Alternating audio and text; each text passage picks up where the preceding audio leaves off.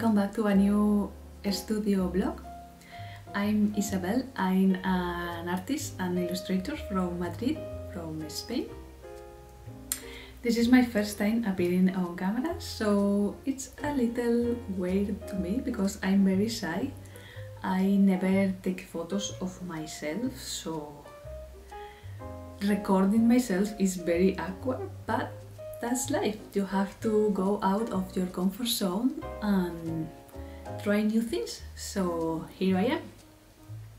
This is gonna be a Christmas shop preparation vlog. All the things you are going to see are now available on my Etsy shop. The link is in the description below. I've made postcards, stickers and a sticker sheet, and I hope you like them very much and buy them if you want to buy something for you or for family or friends.